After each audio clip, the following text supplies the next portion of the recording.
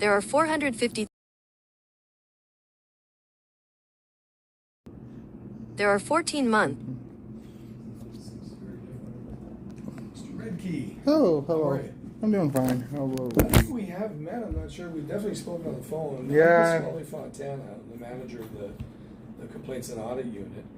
And you would know Aaron Nash. Hello, email things. Mr. Redkey, I'm Jeff, Hello, an hello, investigator. How are you? Nice to meet you. Yeah. Thanks for coming weird. in. I'm surprised there's 3 people here. Well, there won't be. I just wanted to stop We're just in. coming in to greet you and say Oh. hello. Yeah, I was just curious if you had any questions, if anything else for me anyway.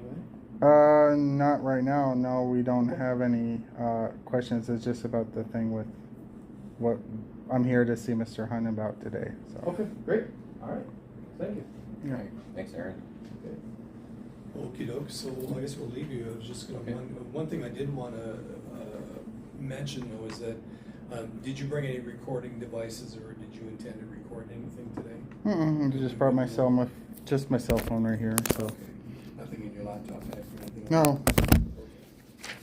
that? And part of the reason we ask is that everything in an investigation is confidential. We record it, and eventually it becomes a matter of public record. And so those are discoverable sort of after the fact, but not during the open investigation. So I just wanted to make sure that at least you understood kind of what our position would be on and anything like that. But you're saying you have not intended to and you don't have anything. That's all that is. Yeah. So we thank you for coming. We'll get a clearer understanding of what the circumstances are that you've been dealing with on this complaint. And so I'll leave you be, Jeff, with that. But thank you and nice to meet you or see you again at least. I'm going to close your court. Okay. Thanks, Ms. Squilly. That was weird. Okay. No, it's, we were just having a short chat, and they just wanted to come in and say hello real quick. So, Okay. Yeah. to make you feel welcome. So again, Yeah. hope you feel welcome. Yeah. Again, my name is Jeff Hunt. So I want to shake your hand again. Thanks for coming in. Yep. I know there's a couple of different things going on in Oh yeah. this world, and you're very busy, so I appreciate the time you've taken to come down here. And I know you're coming back in a couple weeks as well to talk about the other complaint. Yeah. So I appreciate that very much. I don't want that to go unheard. So do you have any questions about anything before we start? Let me see. I have the complaint information for. I think it's 23. Wait, this is. Yeah, we're talking 24-003. Okay, The most, I would say, most recent one that's been processed as a complaint. Let's see. The 23 cases we'll discuss in July. Okay. Okay. So the reason why, before I start recording, I just want to give you some insight. The reason why this case is being interviewed, we're talking about this first, because I was assigned to this one, and like I said in my email previously, the investigator assigned to the larger complaint that you had filed back last year, he retired. Okay. So it was passed along to me, and so that's why usually it'd probably be the other way around as far as what case we'd look at, but that's the reason why we jumped on this one first, is because I was a solo investigator on this. So, Yeah. but if you don't have any questions, we are going to record it for our purposes, for just to make sure we have all the information. Like Pasquale said, at the end of the investigation, once it goes to probable cause, public records request. So. Yeah. Yeah. I just just today I got an email from Cox Communications saying that your bill is needed to be paid, Mr. David Reggie. Stay connected. Let's pay your bill today. I just got that at 12:17 p.m. Well, I'm going to go ahead and start the recorder. Okay. And then I'm going to read this little blurb, and just for official things, so pretty much covering what we just rehashed. Okay, so now we're recording. Today is June 26, 2024. It is now 1:12 p.m. and my name is Jeff Hunt, and Mr. David Redkey is here present with me for an interview concerning complaint, case number 24-0003. We are recording this for our investigative purposes, So as we go through the interview, I know that you've been part of interviews before, but if you can, when we're answering questions as we discuss, if you could fully say yes or no, us and things like that may not be picked up. This is a pretty good recorder, so we shouldn't have any issues. If at any time you don't understand the question or don't hear me say it, I might mumble. I apologize ahead of time. I'll repeat it. No worries there. I really just want to have a discussion today about your complaint, just to get some better insight and gain some better understanding about what's going on. Are there any issues before you today that would prevent you from answering any questions or having a discussion? No, there's no issues. Okay, great. Before we go forward, could you state and spell your first and last name for recording? Okay, David Redkey, well, David Wayne Redkey, David David, Redkey Redkey. Thank you, Mr. Redkey, I appreciate it. Do you prefer me to call you Mr. Redkey, or is David okay? Mr. Redkey is fine. Okay, thank you, Mr. Redkey. So we're just going to jump in here with the complaint that we received regarding bills and payment of bills. And then also, you mentioned in your complaint it was a secondary submittal about a court hearing back in January. So let's jump in. Concerning the bills, you stated in your complaint that you communicated to Ms. Stephanie McCollum about bills you paid. What is the arrangement? If you can explain what the arrangement is for bill pay with your conservatorship. There was no formal originally with my original conservatorship with J.P. Morgan Chase, with First Western Trust, and with MB Financial. It was to pay bills out of a flat. I would receive about $5,000. Eventually, was increased to $6,000 per month, and that would give me autonomy and allow me to pay bills. Upon the appointment of Stephanie McCollum, she removed that ability. So she said reduce my payment to $1,500, and then she said that all bills had to be sent to her so she could bill me for opening the mail, paying the bills and stuff like that, as opposed to giving me allow me to have full agency or the least restrictive environment. But yeah. So when you say, just for clarification, when you say you're receiving a flat payment, would that be considered like a, I don't want to diminish it, but a monthly allowance for you to use as you wish? The monthly allowance was for bill pays outside of the mortgage. Well, the house originally that I bought on Ross was paid off. There was no mortgage for that. So all the utility bills were paid by me out of the $5,000, eventually $6,000 per month. So that was whenever the previous three conservators. And then when we moved to the Acoma house, then we got sold the house, got a mortgage, and then the mortgage and medical bills and stuff like that, insurance was paid on top of that out of the conservatorship directly by the conservators. Okay. So mortgage, I'm going to just jot down some notes real quick. Insurance, you said? Yeah, mortgage. Is that house or health insurance or both? Health insurance. Okay. And what else was paid out of the conservatorship? Well, health insurance when I was not working. When I was working, I was going through my employer. Sure, of course. And what was your second question? What other bills were paid out of the conservatorship? Paid out of the conservatorship, car insurance. Car insurance. So utilities like APS, Cox, what we're discussing today, those bills were not formally set to be paid out of the conservatorship. They were to be paid from the $5,000, $6,000 monthly. I want to say monthly allowance, if that's okay. Yeah. That you were given, that you could pay those bills then. Yep. Okay. So it seems to be that there's confusion there as far as. No, there's not confusion. Miss McCollum is Miss McCollum confused about what's being paid? No, she knows what happened. She just refuses to do it. So what's she's adversarial, so. Okay, so she will reimburse you. You pay those bills like Cox, EPS, and she reimburses that money to you out of the conservatorship. Yeah, that's what she agreed upon because she wanted to bill me for those communications as opposed to giving me full agency so she could cause additional fees. And so because what was set up by William Clark was my attorney at the time, after I got my settlement, was to make it a soft conservatorship. That's what he said there, or self conservatorship.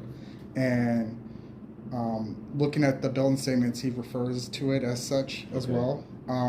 But learning afterwards that they're like with the appointment of supposedly there's no such thing. What we were like, the agency that they provided to me, I guess, was not, or even though it's customary towards the language of 7202, I think it is. Okay. What McCollum did was kind of medieval, kind of just like a total restriction of any rights whatsoever. But so, what is your current monthly allowance that you're receiving? she reduced it from she reduced it to 1,500. Once a month is what you get. Mm-hmm. 1,500 once a month. And then she increased her fees by, she's paying $200 an hour approximately, and her attorney just raised his rates to $500 an hour. Okay. And Daniel Mazza raised his rates to $400 an hour. And Mr. Mazza is your attorney. Yeah. Okay. And right now it appears that she is not, like, even in their amended budget, they're saying like $7,000 goes out to like the monthly amount paid for each month is $12,000. Okay. I get $4,000, $8,000 goes to administrative fees, including attorneys and everything. $8,000 goes to them. Okay. So the majority goes to the benefit of the conservators as opposed to me. Okay. And unfortunately, it appears that that's okay. So we're going to jump into the bills here in just a second. Yep. The specific ones you mentioned in your complaint, but you did mention that she only communicates about, or would only communicate about potential home repairs, not communicate about paying bills. What is the arrangement, if there is an arrangement, as far as how you communicate with her, or if she communicates directly to you? What's that arrangement? She set it up where it has to go through attorneys. Through her attorneys? Yep, Okay. attorneys, so they can bill me for those communications. Okay, and how often would you say you communicate to Ms. McCollum, or I don't know if you email her directly, or do you copy her attorney? Oh, I never really copy Scarangelli at all. I usually communicate directly to her, and she doesn't communicate with me. Okay. So she refuses to communicate. Does Mr. Scarangelli respond on her behalf? If he responds to my attorney, and then my To attorney. Mr. Mazza? Yeah, so they can bill me. Okay. And when was that? I don't want to say agreement, but arrangement instituted for communication. Upon her appointment, basically about a month after her appointment.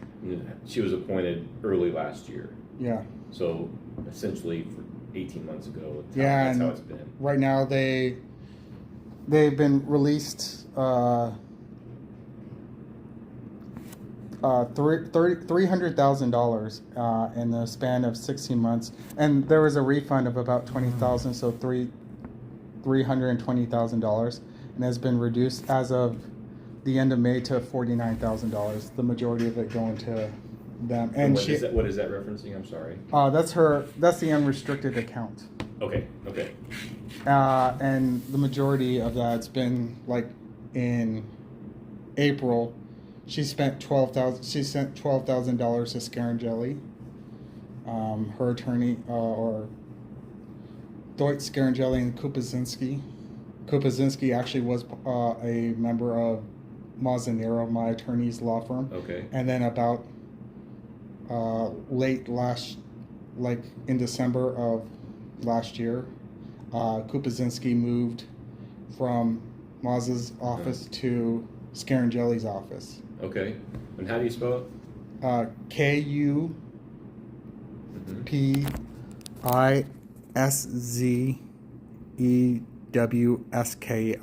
I think. That is. I think Polish, maybe? Yeah, that is definitely a mouthful. Oh, yeah. Kupizewski. Okay. And how do you pronounce that again? Kupazinski. Okay. Yeah, he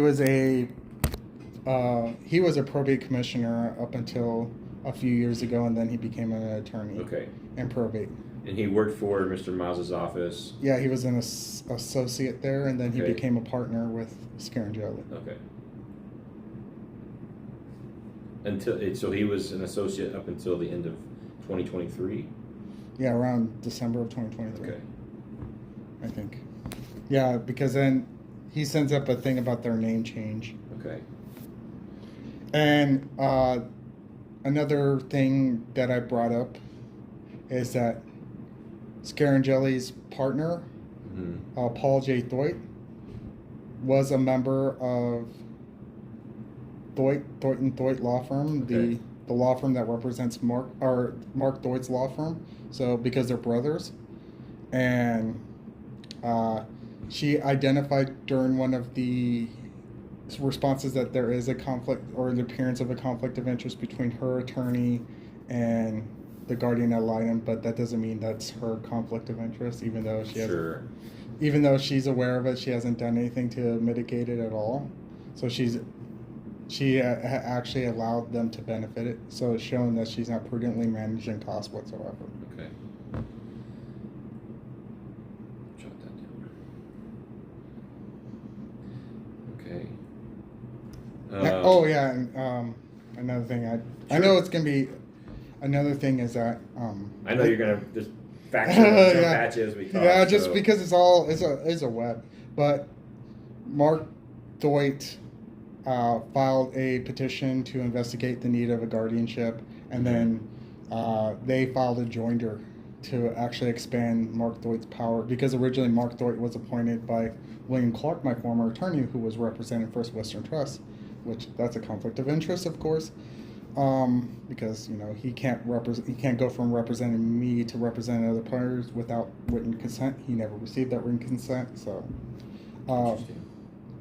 but I wanted my wife to be appointed, and they appointed Next Steps. They wanted Next Steps for Families LLC. Saw that. And what happened was they did an investigation, or the Supreme Court did, their investigators, and they said it would be co-conservators, and then they resigned, and then McCollum was placed in there, and basically the agreement of having co-conservators was erased, and that was never communicated with me. Stephanie McCollum just shows up. So Ms. McCollum's she and her firm were court appointed or recommended by Next Steps for Families? No, they're recommended by Mark Thoit. Okay. Because Mark Thoit's brother is Scarangelli is tied to McCollum, and so and as well as William Clark. So. Okay.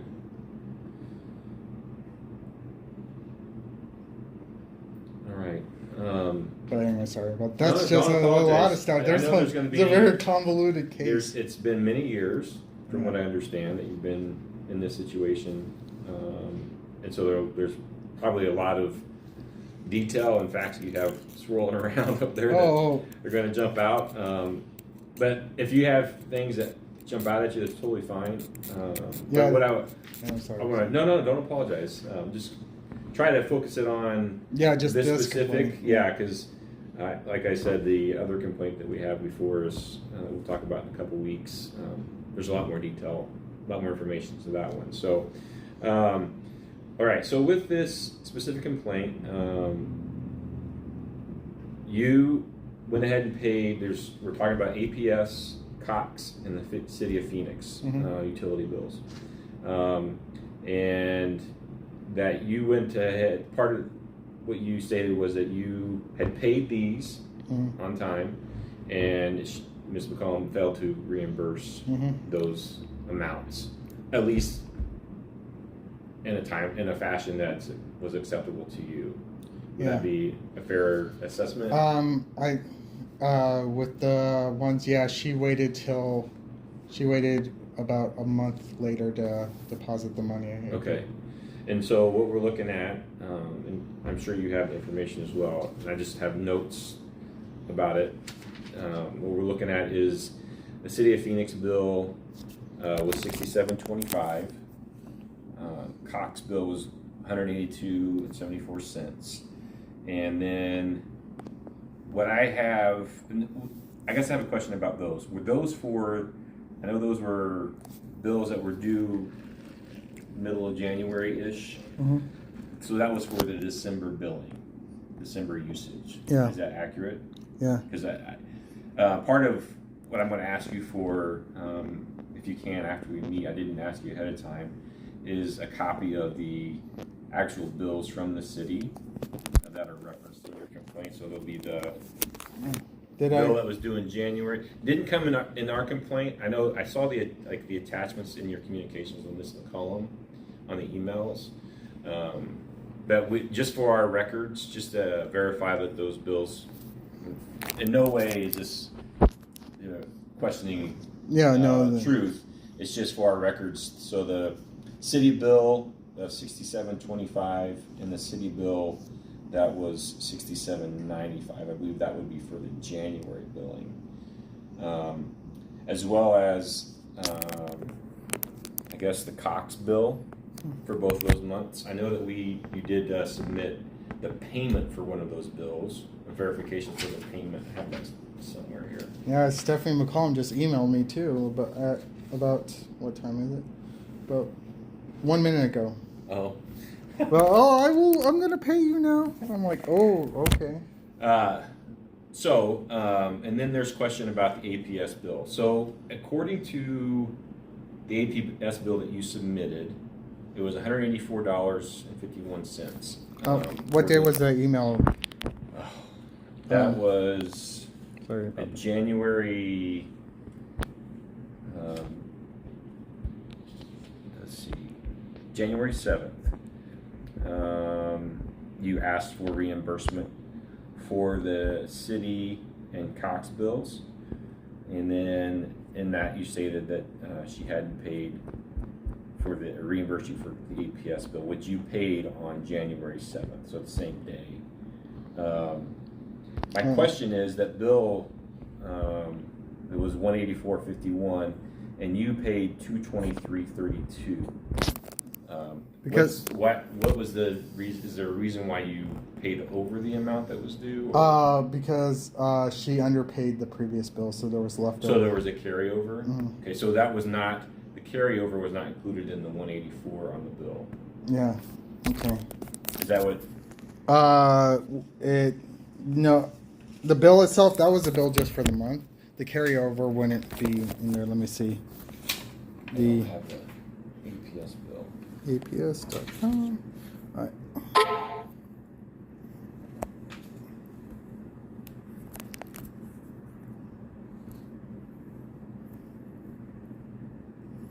Still the APS bill is, when's this? Okay. So the APS bill, I think, if my memory serves me, was a bill that was sent out on December 22nd, maybe. Okay. And was due January 12th. December 22nd. Okay. Was the end of the billing period, I think. Yeah, let's see. Yeah, because there was a 3616. Can I come over and check it out? There was 3616 left over. Okay, so. Oh, that was the bill of 36. That wasn't paid. So, both of those bills together that's the amount. Okay. So this is the December, and that was November. So this is leftover for November. Yeah. Can we click on the view bill? Or actually, that might be in the bill for November. I know that APS doesn't work well when it comes to showing this, especially. Oh, it does work. Cool. So that's showing the. I don't want to. Is it okay if I grab your phone? Yeah. Okay, just going to scroll through it. Okay, so the total amount due for November was $36.16. And the due date was December 13th. Can we go back and look at the December 22nd bill? Yeah. Okay. It has to do the load. Yeah, I know. And handheld device is great when they work for you. All right, I'm gonna just look at this real quick. So, total amount due is $184.51. Kind of. Yeah. Zoom in. Or you can scroll down too. All right, so this looks like the cost of electricity for December was $148, and they included the $36.16. That's the balance of both of them together, $184.51. So you should have a credit on your account with your overpay. That's what I was that's what I wanted to understand. I think, looking at the next month, it looks like it was reduced by that amount. Okay. To 143. Let me open that one up. See, was there any credit? 86? No. It says 186.71. Was it the... Yeah, we don't have a copy of that bill for the January billing. That's... Or usage. Yeah. So the February bill, I'm sorry. Yeah. Are you sure the January bill was the 212 that I referenced?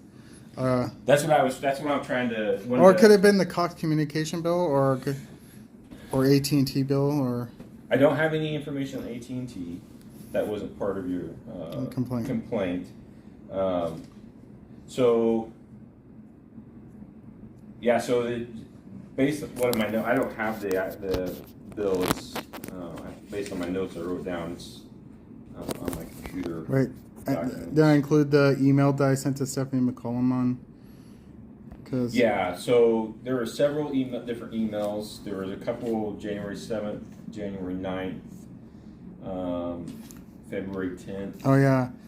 And what I sent to her was showing her that one of the things I sent was that the address where the bills were sent to was her actual address, her business address. Oh, okay. Her PO box. It's not actually a physical address. I drove over. Sure. And she says she does that because I guess military people, but I don't know. Okay. Yeah, but it was sent over there. So. Okay. That was going to be my next question. Once we get this kind of straightened out, just in my mind. So she reimbursed you for $249.99. That covered the city and Cox billing, the city of Phoenix and the Cox December billing that you paid early on in January. Mm-hmm. And then there's another city of Phoenix and Cox billing for January usage, the $67.95 amount for city and $182.76 for the Cox. And she eventually reimbursed you for that as well. Because here's the email that the Cox bill, water bill for February need to be reimbursed, and you list the amounts, which I have here, and the total $250.72.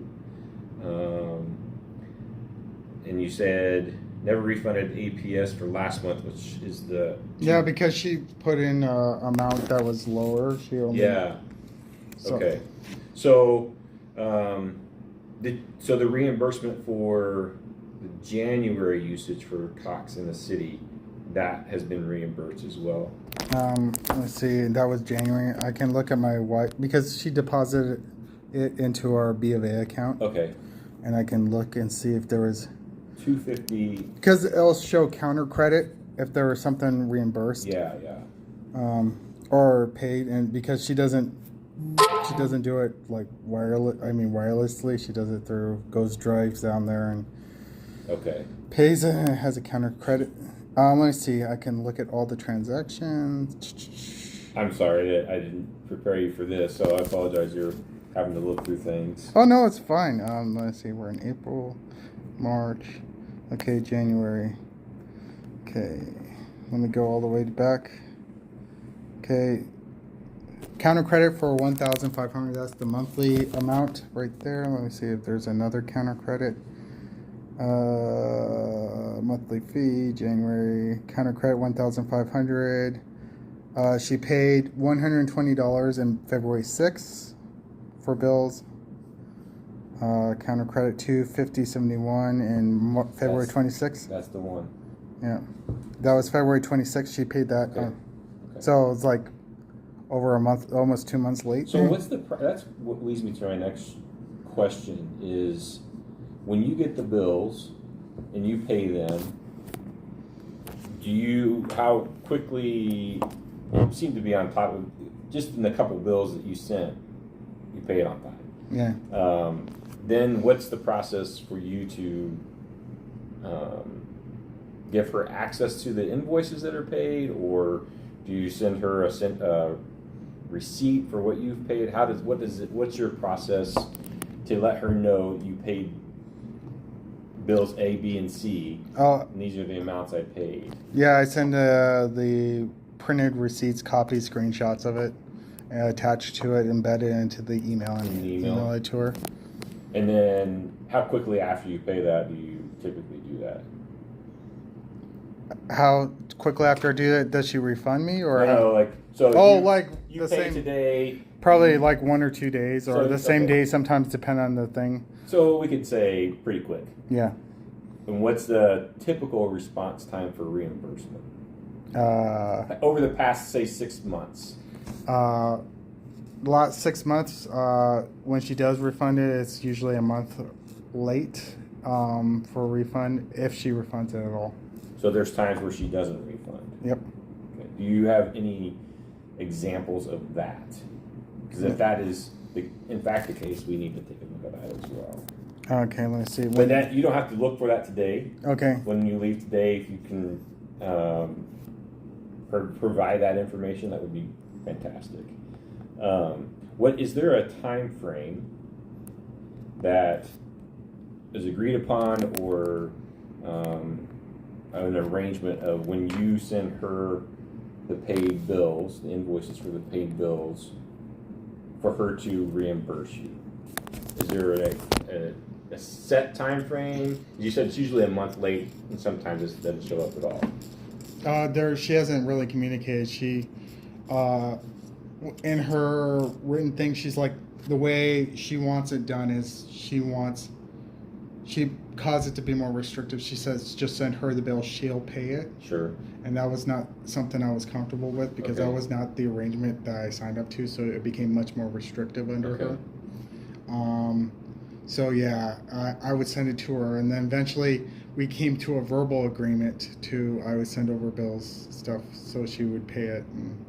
Does it take her, I mean, I know like the February one was several weeks out from when you sent it to her. Is there a time frame that is required for her to send you the reimbursement, or is it just more of, I need to pay my credit card, can you send this as soon as you can? Or I made the payment with the credit card because I need you to send this. There was nothing, the idea was that I would send it to her and she would pay it. Okay. A part of her things is part of her email. There was no agreement approved by the court. Okay.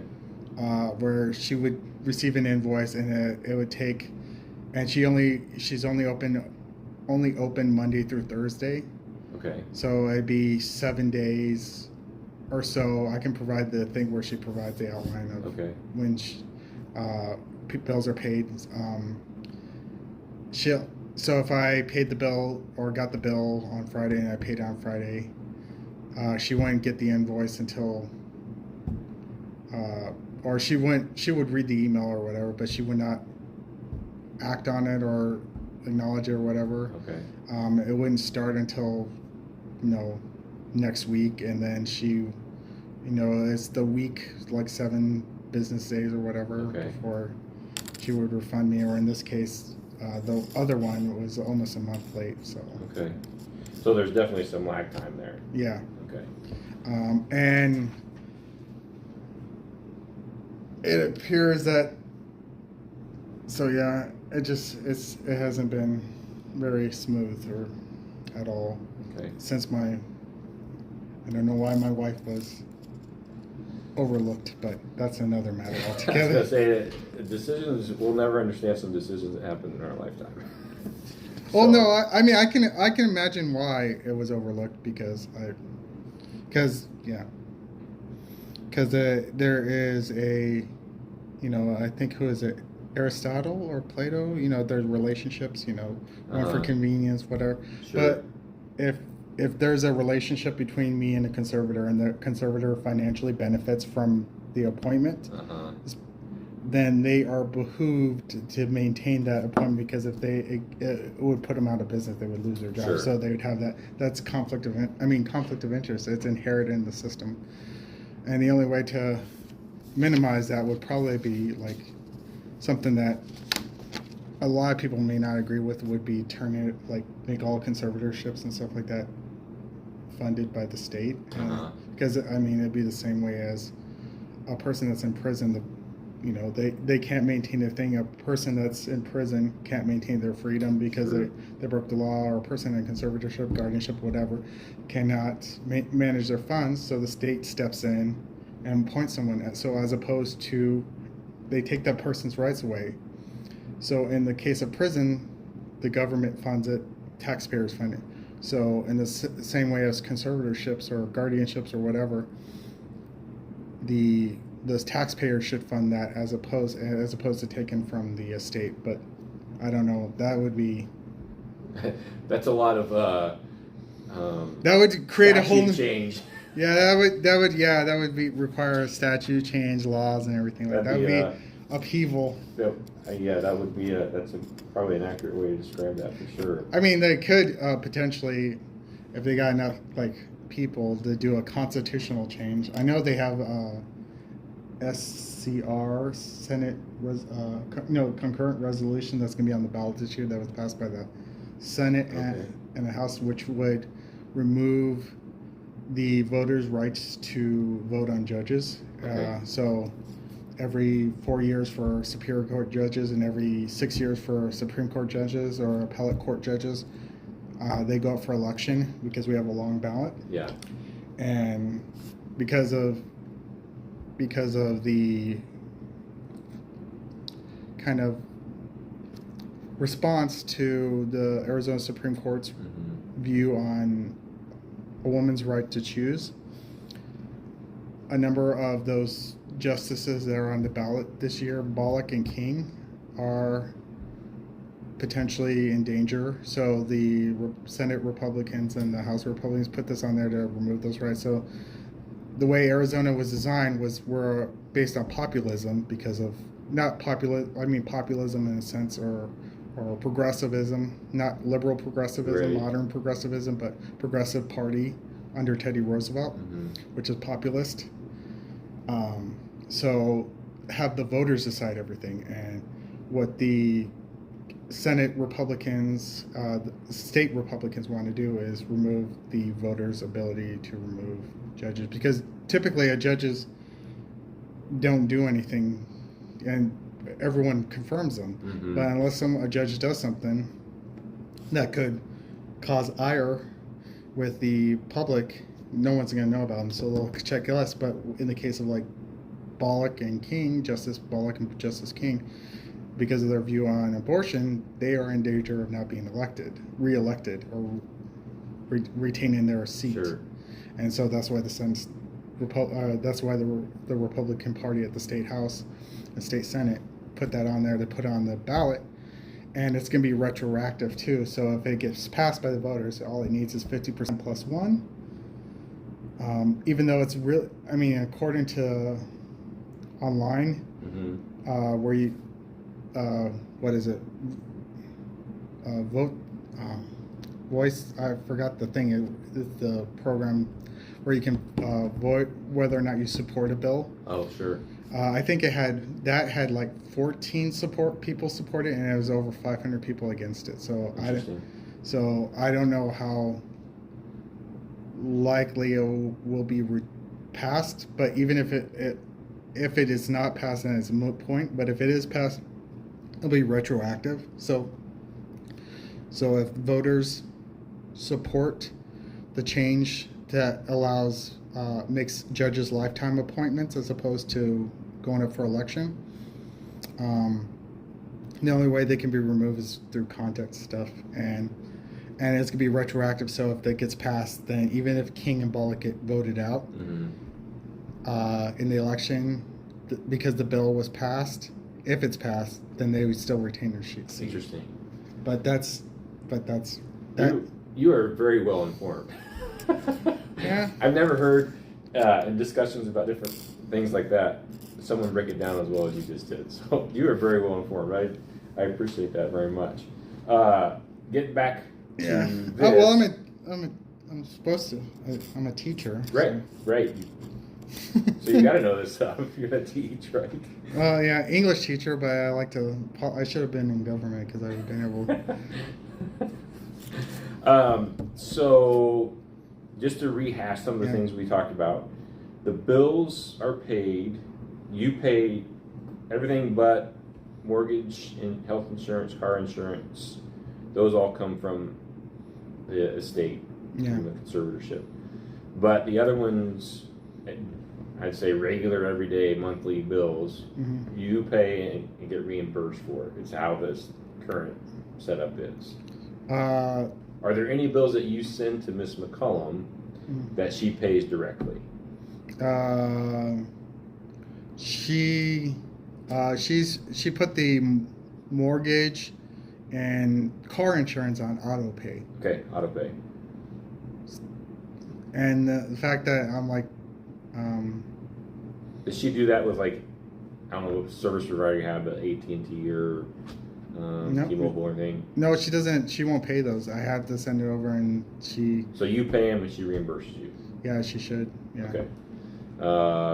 And Cox is basically the same kind of thing too. But yeah, Cox, EPS. Okay, basic utilities. All right, that is very helpful.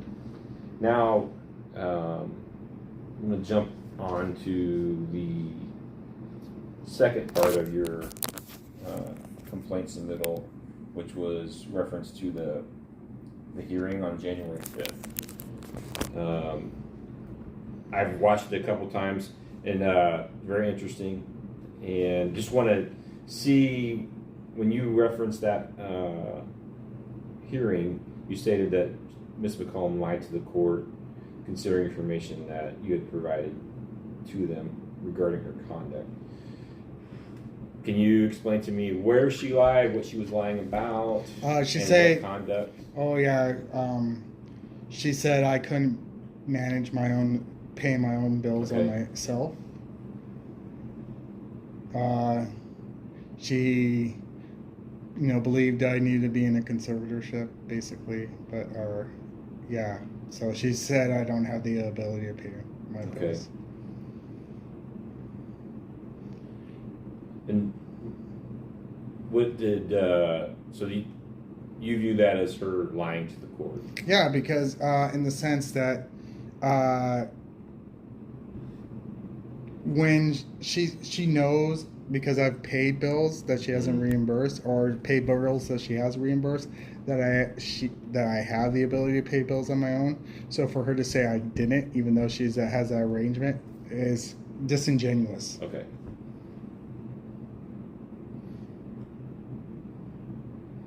Yeah, because when I read that, I don't know the context of even listening to it. What would it? That's why I asked you for a frame of reference. What exactly was she? Yeah, because she's like, oh, I believe it can't. And my attorney, and because Judge Vandenberg won't allow me to.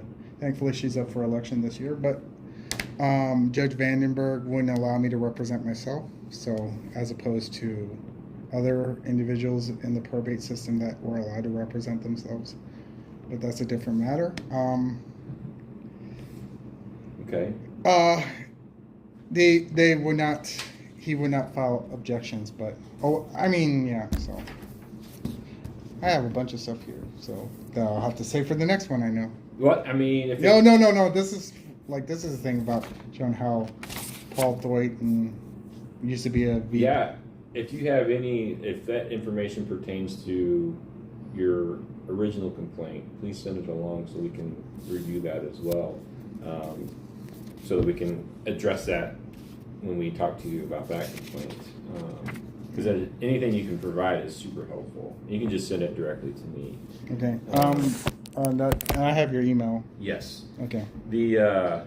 Okay, I see here that did not believe I could pay bills. I had to show you that I could. So ultimately, when you make that statement, what is your ultimate goal in making that statement? Because I was already paying bills on my own prior. I was getting money, Okay. and then she comes in here and then she reverses that completely. Okay. So, and she's aware of that, and she comes in and does that. So, it appears that she ignores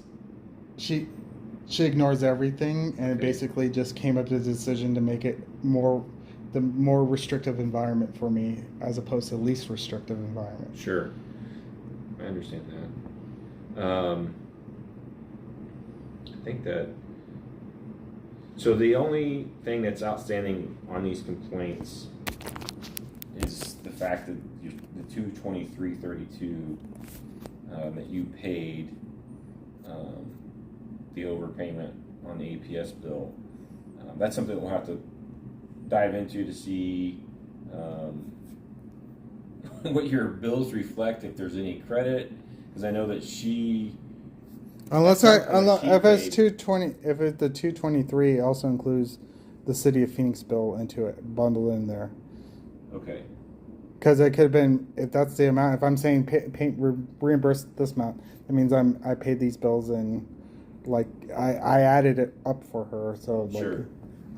Yeah, I think that when you is the email your complaint you total that she needed to pay you was $473.31, of which she only paid you $249.99. I think the difference between those two is where the 223 comes in for that APS bill that was for the December usage you paid, and I think I don't know. I'll need to ask her about that, but she paid an APS bill as well.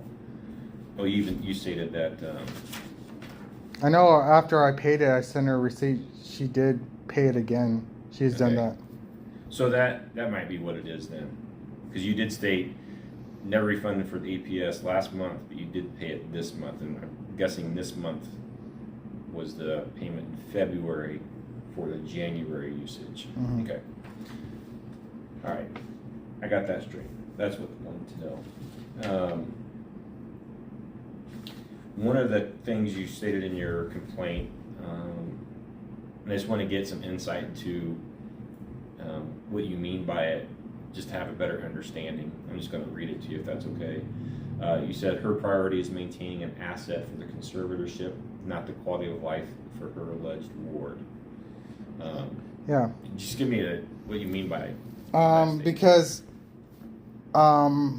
with their budget, $8,000 goes to administrative fees. Okay. While she budgeted out $4,000 going to the ward, so it would show that the assets would mostly go to her benefit. Got you. And in a way, I've joked about it as like it's almost like welfare for them, as opposed to the government paying. I'm paying their welfare check and it's not something I need. Mm-hmm. And because since being placed in the conservatorship that I agreed to in 2009, I went on and got my 2 associates, 2 bachelors, a master's degree, a teaching certification, as well as a graduate certificate in rhetoric, writing, and digital media studies. Oh wow! Congratulations to you.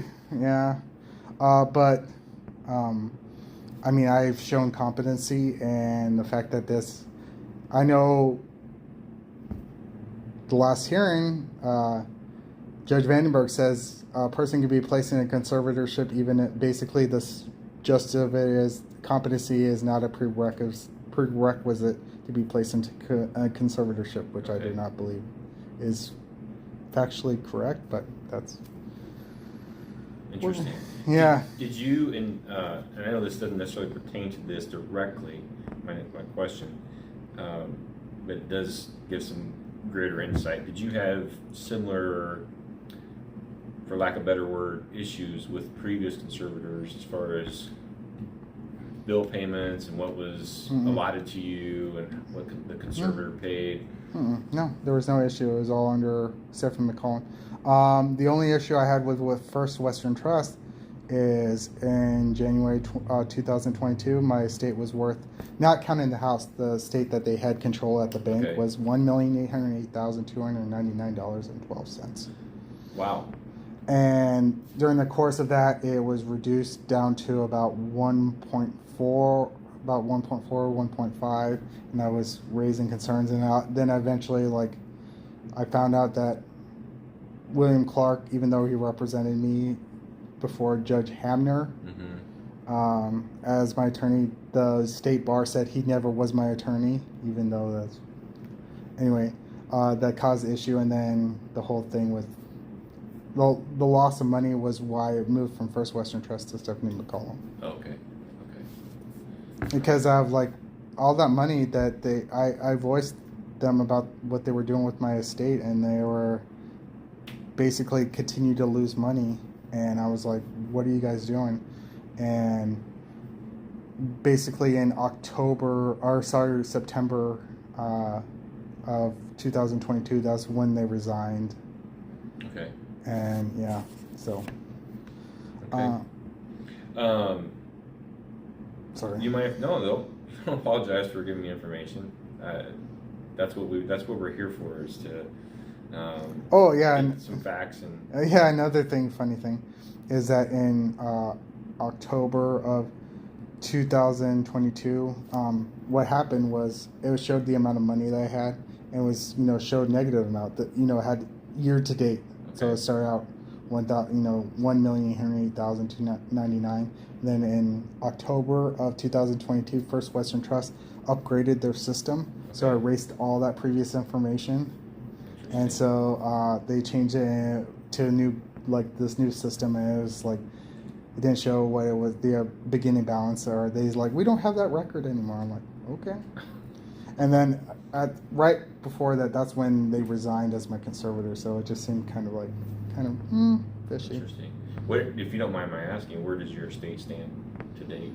Right now, the amount is $1,200,000, or was $1,199,000 or $97,000 according to the statement that Stephanie McCollum. Also, I don't have access.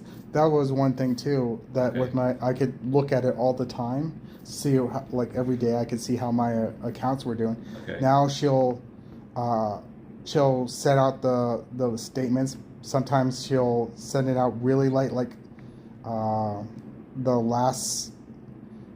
the statement for April in May. She did not submit that to me until May 21st.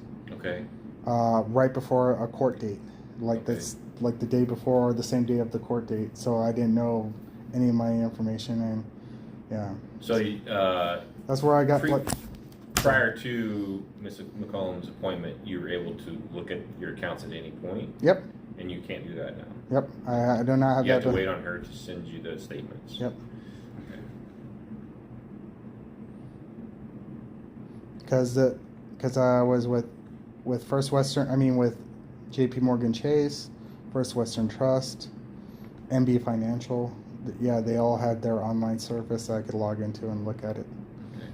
And Arizona Bank and Trust, as well as the other one, which was, I think.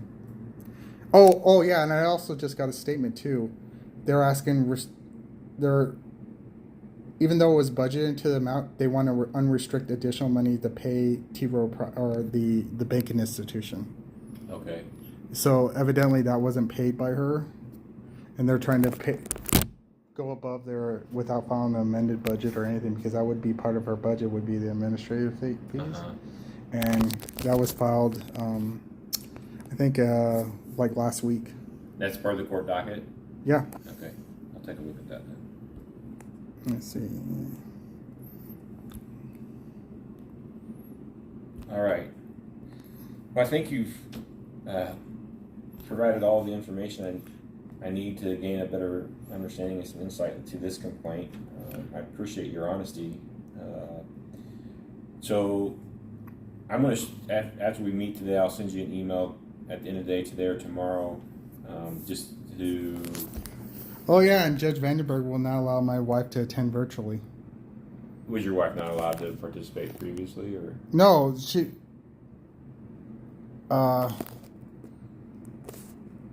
It was for the substitution of conservator, so she's... Oh, okay. So the court is trying to prevent my wife from being conservator. Yes. And they set the appointment for her conservatorship, her appointment on August 5th, the first day of school. Of this year? Mm-hmm. Okay. And they didn't ask my wife if she can attend, or because she was in audience, they didn't ask us, just the attorneys. Okay. And yeah. Hmm. And that I put it in there, and so Judge Vandenberg, yeah, so. I could understand some frustration for sure. Yeah, they're preventing, yeah. Well, when you get home or at some point, if you can send me a copy of the City of Phoenix bills, just to verify that information, so that'd be the City of Phoenix and Cox bills. I know you sent me a copy of Cox being paid, but if you could send me the actual bill for that billing cycle, so it'd be December and January billings that were due in January, February for Cox and the city. And then also, you mentioned instances of non-payment for reimbursement to you for different bills. If you have any instances in the past few months of that, send those my way as well. So that we can just put that part of the case file and take a look into that. Otherwise, again, I appreciate you coming down. You answered my questions very thoroughly, which I appreciate, and very honest. Is there any questions you have for me, or any concerns, any questions about the case? Right now, it looks like Judge Vandenberg wrote that a replacement for David understands the request, but doesn't find her presence essential for the August 5th, 2000 proceeding. Therefore, it's hereby ordered. Okay. Denying the motion to attend virtually.